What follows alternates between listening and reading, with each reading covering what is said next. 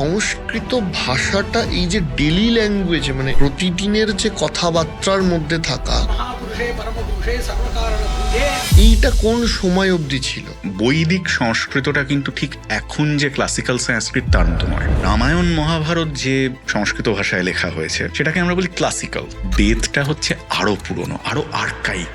আমি হয়তো একটা দুটো শব্দ ধরতে পারবো, কিন্তু সব ধরতে পারবো না। তার কারণ হচ্ছে শব্দগুলোর রুট হারিয়ে গেছে। তাহলে আমরা বেদ বুঝছি কি করে? বেদকে বোঝার জন্য কিন্তু একটা সায়েন্স তৈরি হয়েছিল।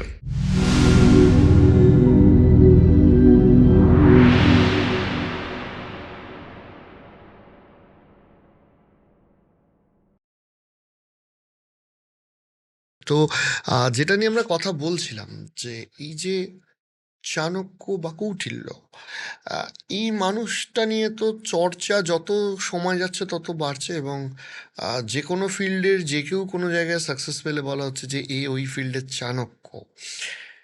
এই চাণক্য ব্যক্তিটি কে ছিলেন, এবং চাণক্য এই যে চন্দ্রগুপ্ত মৌর্যের সমসাময়িক বলা হয় বা তার গুরু বলা হয়, তার কি কি রেফারেন্স পাওয়া যাচ্ছে ইতিহাসে, এবং ঐতিহাসিক তথ্য অনুযায়ী চাণক্য সম্পর্কে আমরা কি কি জানতে পারছি? প্রথমেই ধন্যবাদ তোমাকে যে আজকে আমি এরকম একটা জায়গায় বলবার সুযোগ পেয়েছি বা আমাকে আমন্ত্রণ করেছো।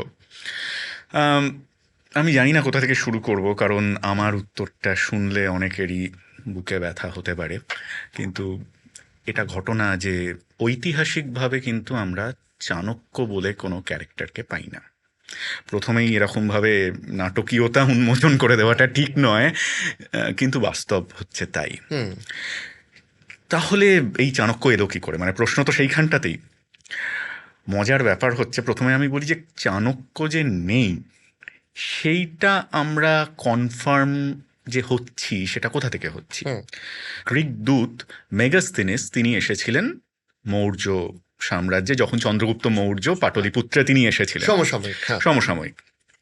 এবং তিনি যে গ্রন্থটি লেখেন ইন্ডিকা, এবং সেখানে উনি মৌর্য সাম্রাজ্যের, চন্দ্রগুপ্ত মৌর্যের, পাটলিপুত্রের এত রকম রেফারেন্স দিয়েছেন, কিন্তু সেখানে কোনো বিশিষ্ট মন্ত্রী যদি সত্যি চাণক্য বলে কেউ থাকতেন তাহলে নিশ্চয়ই পাটলিপুত্রে তার জায়গা অন্যরকম হতো। এবং যেখানে একজন দূত আসছে বাইরের রাষ্ট্র থেকে, তার সঙ্গে নিশ্চয়ই তিনি দেখা করতেন বা করাতেন চন্দ্রগুপ্ত মৌর্য। তাই এত রকম ডিটেল ইনফরমেশন আমরা মেগাস্থেনিসের লেখা থেকে পাচ্ছি, কিন্তু সেখানে চাণক্য বলে বা বিশেষ কোনো মন্ত্রীর রেফারেন্স কিন্তু আমরা পাচ্ছি না। মানে সমসাময়িক ডকুমেন্ট আমাদের অন্তত তাই বলছে। কিন্তু তাই বলে এর কাউন্টার থিওরিও আছে। কাউন্টার থিওরিটা হচ্ছে যে আমরা কি মেগাস্থেনিস যা যা বলছে সবগুলোই কি আমরা বিশ্বাস করব? যেমন মেগাস্থেনিস বলেছেন যে ভারতবর্ষে নাকি দাসপ্রথা নেই, অথচ আমরা যদি কৌটিল্য অর্থশাস্ত্র বা মনুস্মৃতি বা অন্যান্য গ্রন্থ যদি আমরা দেখি তাহলে দেখব যথেষ্ট পরিমাণে ভারতবর্ষে দাসপ্রথা ছিল। কিন্তু সেই দাসপ্রথা আমরা গ্রিসে যেমন করে দাসদের দেখে অভ্যস্ত, পশুর মতন তাদেরকে রাখা হতো, মানুষ বলে মনে করা হতো না, এই দাসরা কিন্তু সেরকম ছিল না। তারা বাড়ির মানুষের মতনই ছিল। ফলে যেখানে কিনা দাসদেরকে গ্রিক দেশে ওখানে খাঁচার মধ্যে রাখা হতো, মানে উনি ওই কালচারটা দেখে আসার পরে উনি বলছেন যে ভারতবর্ষে দাসপ্রথা নেই। সুতরাং সবটা কি আমরা মেগাস্থেনিসের কথা অনুযায়ী দেখব? কিন্তু যাই হোক, তার ফলে মেগাস্থেনিসের ডকুমেন্ট, সমসাময়িক ডকুমেন্ট অনুযায়ী আমরা কিন্তু চাণক্য বলে কাউকে পাই না, যে চাণক্য চন্দ্রগুপ্তকে শিক্ষা দিয়েছিলেন, চন্দ্রগুপ্তের গুরু, যিনি কিনা তক্ষশিলায় ছিলেন। এই ধরনের রেফারেন্স কিন্তু আমরা সমসাময়িক ডকুমেন্টে পাই না। আমরা চাণক্যর রেফারেন্স ডকুমেন্টেড পাচ্ছি না, কিন্তু চাণক্যর যে লেখা অর্থশাস্ত্র সেটা তো আমরা রেফারেন্স পাচ্ছি। তাহলে অর্থশাস্ত্রটা কোথা থেকে এলো, বা সেটা কি চন্দ্রগুপ্ত মৌর্যের সমসাময়িক কিনা, সেই রেফারেন্স কি আমরা পাচ্ছি? ডেফিনেটলি অর্থশাস্ত্র তো একটা ছিল, এবং সেই অর্থশাস্ত্রের ট্র্যাডিশন ছিল হচ্ছে বিশাল। আমার মনে হয় আমি অর্থশাস্ত্র জিনিসটা কি আগে বললে বুঝতে সুবিধা হবে। মানে এই অর্থ বলতে আমরা আজকে যে টাকা পয়সাকে বুঝি, ডেফিনেটলি অর্থশাস্ত্র তা নয়। টেকনিক্যালি বলি, আমাকে লোকজন ভয় পায়, আমি তো সংস্কৃতের লোক, মাঝে মাঝে সংস্কৃত বলে ফেললে সবাই ভয় পায়। কিন্তু অর্থশাস্ত্রটা একটা পারিভাষিক শব্দ, বিশেষত অর্থ শব্দটা। অর্থ মানে হচ্ছে মনুষ্যবতী ভূমি ইতি অর্থ, অর্থাৎ যে ল্যান্ড যার মধ্যে হিউম্যান রিসোর্স আছে, ফাঁকা ল্যান্ডে কোনো লাভ নেই, এমন একটা ভূমি যার মধ্যে হিউম্যান রিসোর্স আছে, মনুষ্যবতী ভূমি, এটাই হচ্ছে অর্থ। তস্য লাভ পালন উপায় শাস্ত্রং অর্থশাস্ত্রং।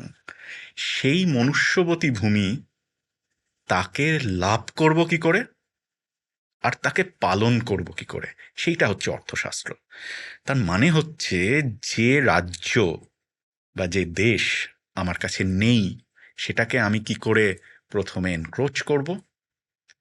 কিন্তু শুধু তো আমার রাজ্য জয় করলেই হবে না, সেই রাজ্যটাকে তো পালনও করতে হবে, হুম। বা তার সেখানকার যে জনগণ তাদেরকে আমার ফরে আনতে হবে। সেইটা আমি করব কি করে, এবং সেই পথটা সবসময় যে সোজা পথে চলবে তা তো নয়, বাঁকা পথেও চলে, অধিকাংশ সময়ই বাঁকা পথে চলে। তাই অর্থশাস্ত্র হলো এমন একটা শাস্ত্র যেটা যেন তেন প্রকারেণ একটা জায়গাকে কি করে আমি লাভ করব এবং সেটাকে কি করে আমি পালন করব সেই নিয়ে আলোচনা করা হয়েছে। তার মানে অর্থ হচ্ছে এখানে সাকসেসের মতন, কি করে আচ্ছা, আমি সাকসেস পাবো। এবং থিওরি।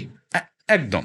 এবং এই অর্থশাস্ত্র ট্র্যাডিশন, এটা তো আমরা হয়তো কৌটিল্যের অর্থশাস্ত্র পাচ্ছি, কৌটিল্য নামটা আমরা পাচ্ছি, এবং এই কৌটিল্যই যে চাণক্য সেটা কিন্তু বলা খুব ডিফিকাল্ট। কিন্তু কৌটিল্য, বিষ্ণুগুপ্ত, চাণক্য, এই নামগুলো কিন্তু প্রায় আমরা একসঙ্গে ব্যবহার করি।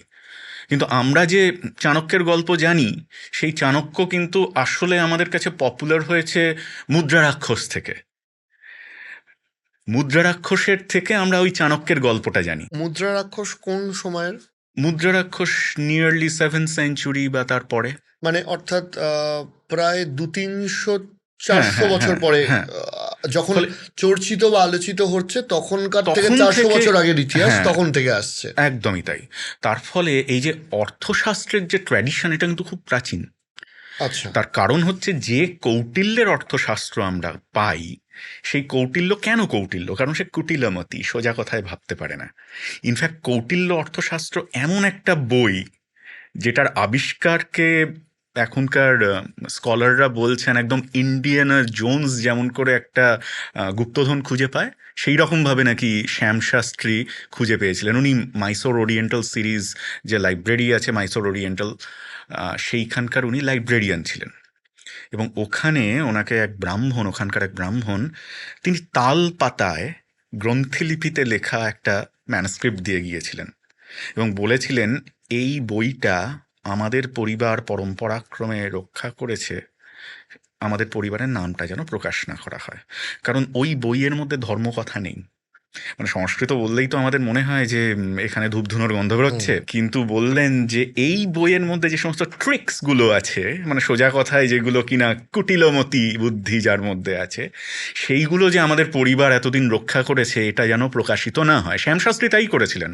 ফার্স্ট যে প্রথম 1909 সালে যে এডিশন বেরোলো, সেখানে কিন্তু উনি ওই পরিবারের নাম উনি বলেননি।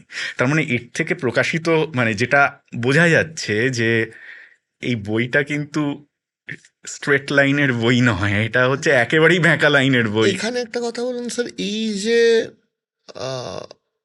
স্ক্রিপ্টটা, যে তালপাতা স্ক্রিপ্টটা দিচ্ছে, এরকম কি রেফারেন্স পাওয়া গেছে বা এটা কি বোঝা সম্ভব যে ওই স্ক্রিপ্টটা কতটা পুরনো?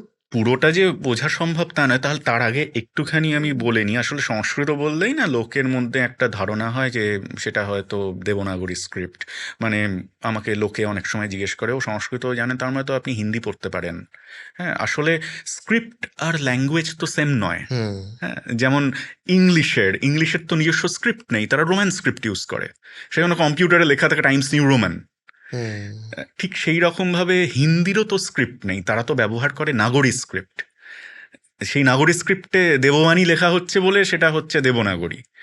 যেমন নেপালি ল্যাঙ্গুয়েজের স্ক্রিপ্ট নেই, তারাও দেবনাগরী ইউজ করছে। ঠিক সেই রকমভাবে দক্ষিণ ভারতে যে স্ক্রিপ্টগুলো ছিল না, সেগুলোতে সবসময় সংস্কৃত লেখা যেত না। অনেক শব্দ লেখা যেত না। তাই দক্ষিণ ভারতের অধিকাংশ সংস্কৃত ম্যানুস্ক্রিপ্টের ক্ষেত্রে আমরা গ্রন্থি স্ক্রিপ্টে লেখা পাই। এবং মানে এই স্ক্রিপ্টগুলো 800-900 এরকম বছর পুরনো হবে, এবং নির্ভর করছে, আমি তো সেই ম্যানুস্ক্রিপ্ট দেখিনি, সেটা ঠিক কত বছর পুরনো হবে। তবে এটা একটা আপনাকে বলতে পারি যে আমাদের এখানকার মানে ভারতীয় যে ওয়েদার, সেই ওয়েদারে কখনোই আপনি খুব পুরনো ম্যানুস্ক্রিপ্ট পাবেন না। মানে 700 বছরের ম্যানুস্ক্রিপ্ট যদি আপনি পেয়ে থাকেন, তার মানে আপনাকে বুঝতে হবে যে আপনি খুবই পুরনো কোনো একটা ম্যানুস্ক্রিপ্ট পেয়েছেন। তার কারণ অত পুরনো ম্যানুস্ক্রিপ্ট থাকে না। ওই যে স্ক্রিপ্টটা ছিল ওটা তো চাণক্য বা কৌটিল্য নামক ব্যক্তির লেখা নয়, ওটা তো শুনে শুনে বা দেখে দেখে লেখা আর একটা স্ক্রিপ্ট, মানে একদম এটা পরবর্তীকালে দেখে দেখে বহু জায়গায় কপি করা হয়, এক্স্যাক্টলি। যেটা অর্থশাস্ত্র ওই মৌর্য সময় থেকে বা তার আগে থেকে চলে আসছে। একদম। এবং অর্থশাস্ত্র যদি আপনি পড়েন, দেখে আপনি মনে করবেন, দেখে মনে হবে যে ওগুলো সূত্রতে লেখা। আচ্ছা। তার ফলে একটা আন্দাজ আপনার মনের মধ্যে হতেই পারে, এটা হয়তো শুনে শুনে মুখস্থ রাখতো। কারণ সূত্র মানেই হচ্ছে নামতার মতন কোনো একটা ফর্মুলা, তো সেটা শুনে শুনে মুখস্থ রাখছে। এবং এগুলো লেখা হয়েছে পরে, সব কিছুই আগে ওরাল ট্র্যাডিশনে তৈরি হয়েছে। তো আবার স্কলাররা বলছেন যে সবটা যে মৌর্য সাম্রাজ্যের আমলে, মানে 6th সেঞ্চুরি বা 4th সেঞ্চুরিতে সবটা লেখা হয়েছে তা নয়, কিছু কিছু পোর্শন পরবর্তীকালেও লেখা হয়েছে, ফলে তার মধ্যে অনেক লেয়ার আছে। কিন্তু যাই হোক, মানে আমরা কিন্তু এটা বুঝতে পারছি এটা যীশুখ্রিস্টের জন্মের আগে লেখা। এবং সবচেয়ে ইম্পর্ট্যান্ট ব্যাপার হচ্ছে যে কৌটিল্য অর্থশাস্ত্রের মেথোডোলজিটা বড় মজার। মানে সেখানে সেখানে বলছে যে কৌটিল্য তার আগের আগের পূর্বাচার্য প্রিডিসেসরদের নাম বলছেন, যে মনু বলেছেন এই করতে হবে, বা বিশালাক্ষ বলছেন এই করতে হবে। শেষে এসে বলছেন নেতি কৌটিল্য, কৌটিল্য বলছে এটা করবে না, বরং তুমি এইটা করো, এবং তার লজিক উনি দিচ্ছেন। এবং এইভাবে প্রায় 10-15 জন পূর্বাচার্যের নাম পাচ্ছি আমরা। তার মানে তারা প্রত্যেকেই কৌটিল্যের পূর্ববর্তী, কিন্তু তাদের বই আমরা পাই না। তার মানে আমরা কিন্তু একটি অর্থশাস্ত্র পেয়েছি, এবং তাদের যে বই ছিল এটা বোঝা যায় কি করে, মহাভারতের শান্তি পর্ব, যেখানে ভীষ্ম সরসজ্জায় আসে, কুরুক্ষেত্রের যুদ্ধ শেষ হয়েছে, কৃষ্ণ নতুন রাজা যে হচ্ছেন যুধিষ্ঠির, তাকে নিয়ে গিয়েছেন ভীষ্মের কাছে উপদেশ শোনাতে। ভীষ্ম তখন সরসজ্জায়, এবং বলছে যে এত বড় প্রাজ্ঞ রাজনীতিবিদ যে 2-3 জেনারেশন জুড়ে মানে কুরুবংশ সিংহাসন সামলেছেন, তো তার কাছ থেকে উপদেশ নিয়ে আসাটা উচিত। সেইখানে উনি একটা দীর্ঘ রাজনীতি নিয়ে আলোচনা করেছেন, এবং সেখানে উনি আলাদা আলাদা করে বিভিন্ন রাজনীতিবিদদের নাম উল্লেখ করে করে উনি রাজনীতির কথা বলেছেন।